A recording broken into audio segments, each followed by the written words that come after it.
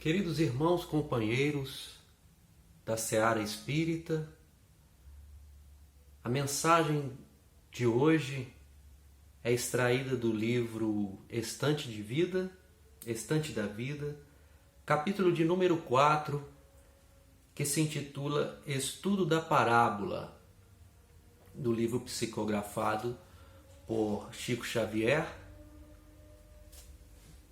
trazendo a mensagem ditada pelo irmão X.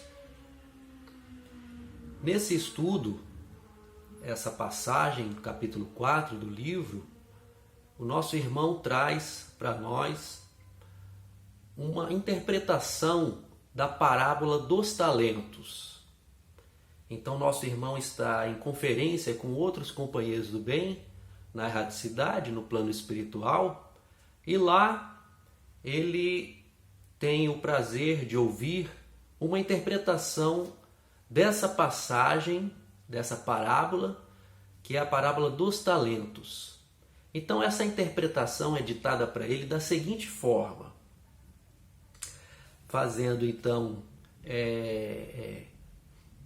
seguindo o mesmo princípio da parábola, né, dos talentos, que é concedido aos servos pelo Senhor, só que aqui nesse caso, o nosso irmão, ele nos diz exatamente quais talentos são esses. Essa é a grande diferença dessa interpretação da parábola. Então, para o primeiro servo, o Senhor lhe entrega o talento, que é o dinheiro, o poder, o conforto, a habilidade e o prestígio. Esses são os 5 talentos entregues ao primeiro servo. E ao segundo servo, ele concede 2 talentos, a inteligência e a autoridade. E ao terceiro servo, ele concede 1 talento, que é o conhecimento espírita. Vejam aí, meus irmãos, quais são então os talentos entregues. Muito interessante. Então, assim como na parábola original, o Senhor vem ter com os seus servos para saber o que foi feito dos talentos que lhe foram concedidos. Então, ao primeiro servo, o primeiro servo diz para o Senhor o seguinte: Senhor, cometi muitos disparates e não consegui realizar-te a vontade que determina o bem para todos os teus súditos. Mas com os 5 talentos que me puseste nas mãos, comecei a cultivar, pelo menos com pequeninos resultados, outros 5 que são o trabalho, o progresso, a amizade, a esperança e a gratidão. Olha que interessante. E esses 5 talentos foram distribuídos pelos companheiros de jornada no mundo. Perdoa-me, divino amigo, se não pude fazer mais. Então o Senhor lhe diz: renasce então, continuando a obra, com o amparo das afeições que ajudaste. Veja então que o Senhor vai dar continuidade a esse trabalho para o servo, vai dar continuidade, o Senhor lhe concede, e ele vai ter as afeições daqueles irmãos com os quais ele beneficiou com esses talentos. Olha aí mais uma demonstração da justiça de Deus, do Senhor. Veja que interessante que esses primeiros talentos estão vinculados aos bens materiais. E é uma tarefa muito difícil. Como o próprio Cristo colocou, é mais fácil um camelo passar pelo buraco de uma agulha do que o rico entrar no reino dos céus.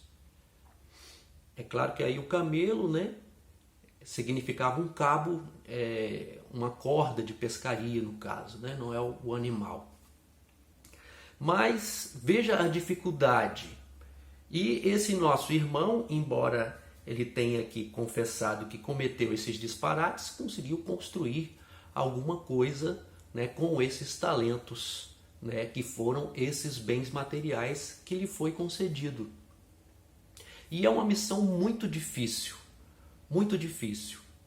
Veja aí, meus irmãos, que se nós tivermos irmãos que conseguem enfrentar essa tarefa, que é a prova da riqueza, como nos diz lá no Evangelho, qual que é a prova da riqueza? A prova da riqueza, resumindo, é prover a miséria. Então não deve existir miséria no mundo se a riqueza é bem empregada. Essa é a missão da riqueza.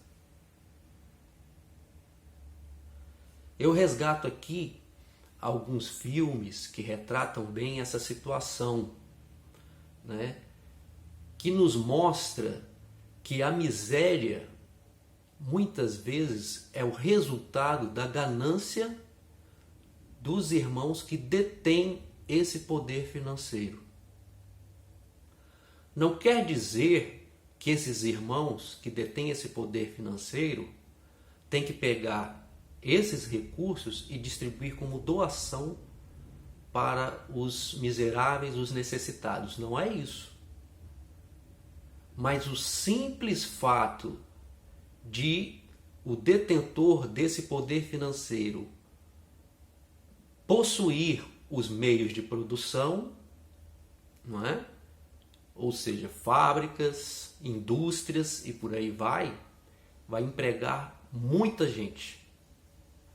E empregando essas pessoas, a obrigação aí é de pagar um salário digno. Porque quando se paga o salário digno a todos os empregados, você elimina a miséria. E é bem retratado em um dos filmes que eu tive o prazer de assistir, que ele mostra a fronteira do México com os Estados Unidos, e alguns mega empresários dos Estados Unidos utilizavam-se da mão de obra mexicana, pagando $5 por dia aos empregados. Veja como isso gerava uma miséria terrível em volta dessas empresas que faturavam horrores de dinheiro, sem a necessidade. Porque miséria, gera violência e por aí vai. Então essa é a missão da riqueza. Aí está a prova do talento dos bens bem administrados. Não é distribuir esmola, não é isso. Mas dar dignidade. Essa é a missão da riqueza. Dar dignidade. E dando dignidade, cada um trabalha pelo seu sustento com dignidade, o que vai diminuir ou eliminar a miséria. Essa é a missão. Então aí retratada na prova, no primeiro servo que recebeu esses talentos. E o segundo servo que recebeu 2 talentos, que é a inteligência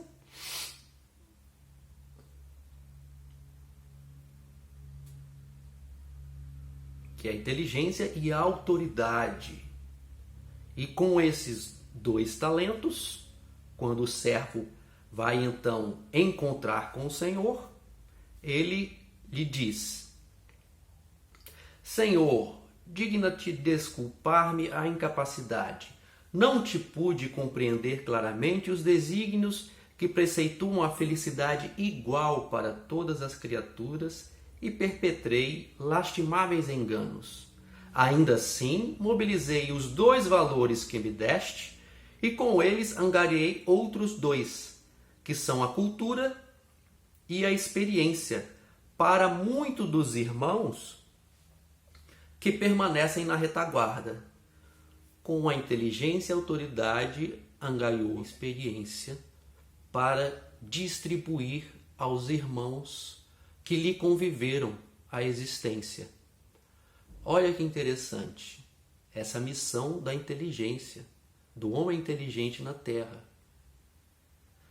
Auxiliar aqueles outros que têm uma inteligência menor, menos desenvolvida ou com menos oportunidade. Ali está a missão de levar a cultura, libertar as mentes que vivem nessa ignorância. Veja que missão interessante. Embora também o nosso irmão não teve discernimento e cometeu muitas coisas erradas, como ele confessa aqui. Mas o que o Senhor lhe responde? Recomeça o seu trabalho sob o amparo das afeições que ajuntaste, semelhante ao que foi dito para o primeiro servo. Então, com aquilo que ele tinha, com esses 2 talentos, ele desenvolveu esses outros 2 em volta daqueles irmãos que lhe participaram da convivência. E isso vai retornar para ele, mostrando a justiça divina, porque quando o Senhor lhe envia de volta para viver no meio daqueles com os quais ele ajudou a desenvolver a cultura.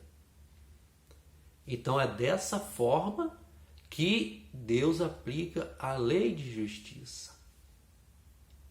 Com aquilo que a gente planta, a gente colhe.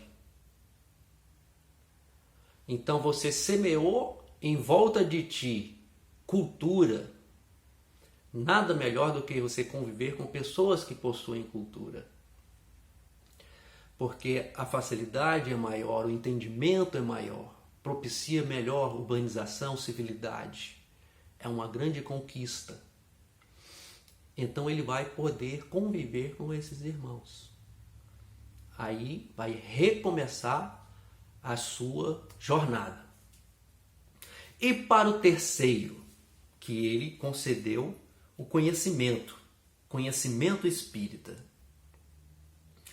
Então, o servo vai ter com ele e lhe diz assim: Senhor, devolvo-te o conhecimento espírita, intocado e puro, qual recebi de tua munificência.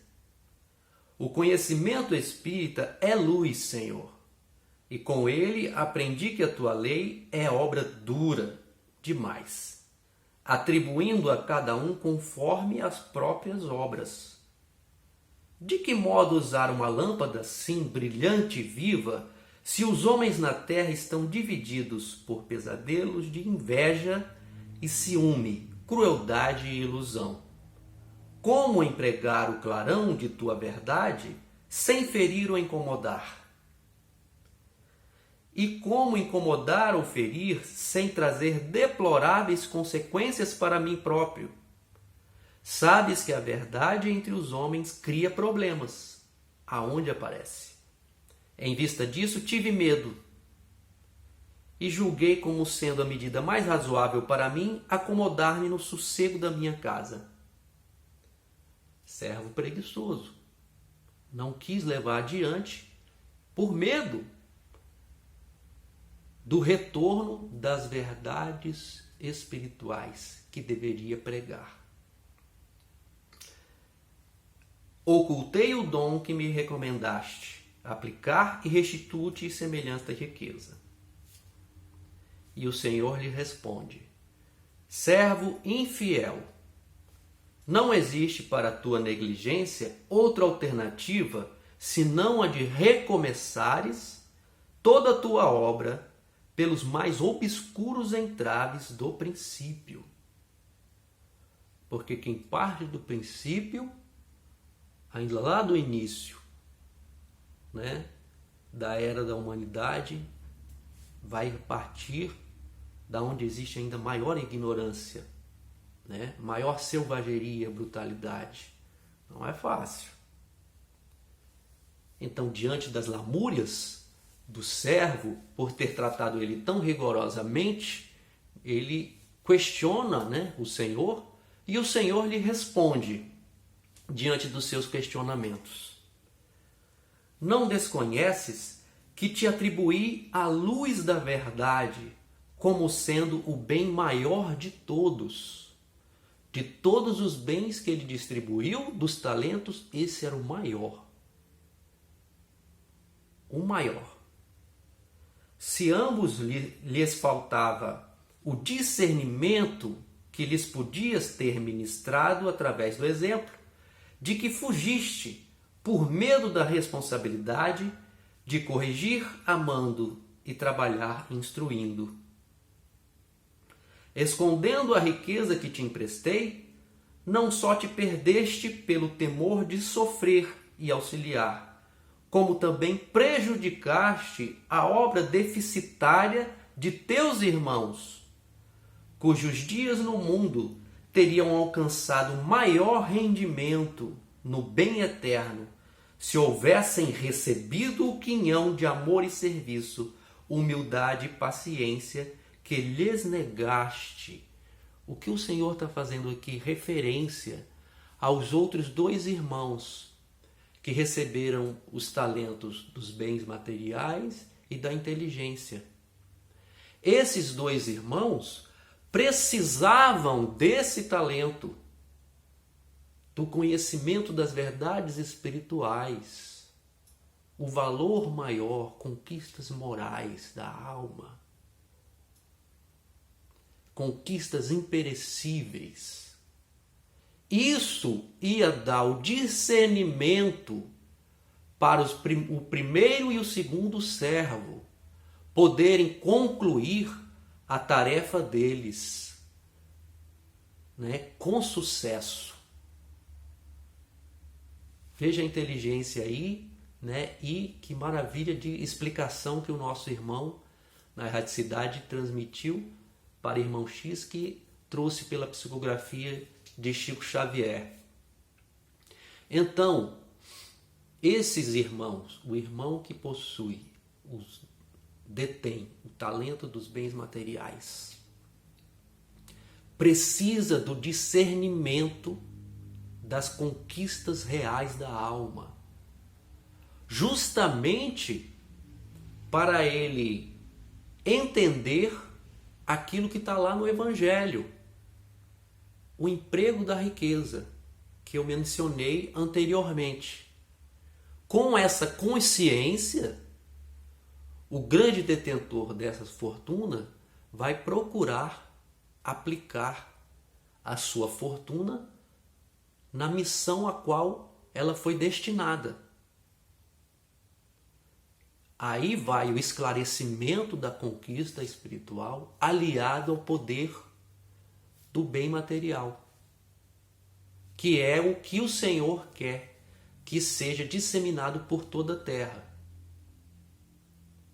É claro que essa conscientização, né, desse valor real, né, dos talentos, né, vai de cada um, a sua percepção. Muitos irmãos têm o contato com essa conscientização, as verdades espirituais, mas não quer saber.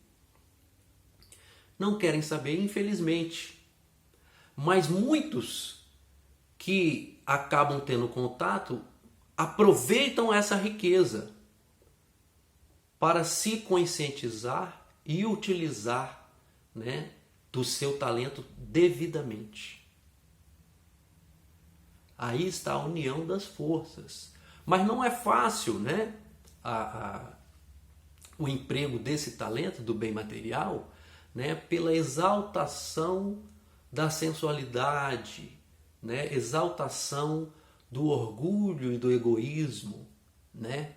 É uma luta ainda interior de transformação moral. Não é fácil, não é?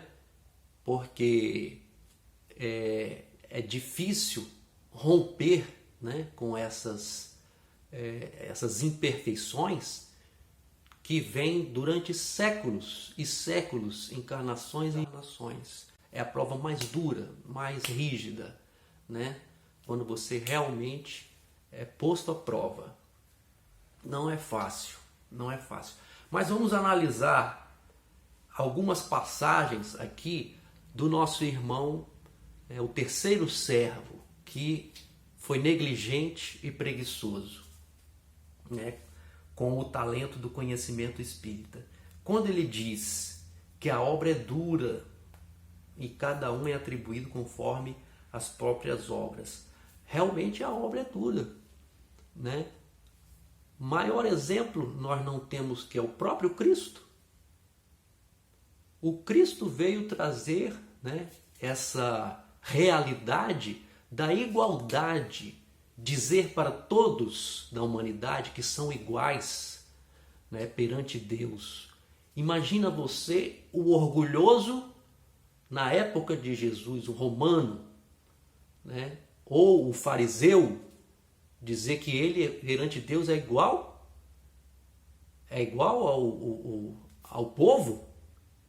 Era um absurdo. Tanto é que Cristo foi parar na cruz, né? Pôncio Pilatos, pelo poder romano, lavou as mãos. Mas quem clamou pela morte de Jesus foram os próprios fariseus que estavam ali comandando. Não é? Então, como a mensagem de Cristo é impactante, porque mostra para nós a necessidade de transformação, quebra com o orgulho, quebra com o egoísmo que nós carregamos dentro de nós, que precisamos vencer. Então a obra é dura, a obra não é fácil mesmo, né? Levar isso, né, e pregar isso para todos na humanidade. Como empregar o clarão da tua verdade sem ferir ou incomodar? Não tem como, vai ferir e vai incomodar mesmo. Vai ferir e vai incomodar. Porque toda mudança é difícil. É muito difícil, né? Quanto mais se é uma mudança de hábitos que nós carregamos por milênios, encarnações e encarnações. Nós sabemos que somos os trabalhadores da última hora. Última hora. Primeira hora foram os trabalhadores que estavam junto ao Cristo. E muitos outros que foram se seguindo, né, ao Cristo com demonstrações reais de transformação moral e carregando dentro do peito, do coração, esse amor que nós estamos tentando desenvolver. Então ele preferiu acomodar, né, no sossego da minha casa. Então ele deu a mensagem do preguiçoso. Agora aí também vai uma necessidade de transformação moral do próprio irmão que recebeu esse talento.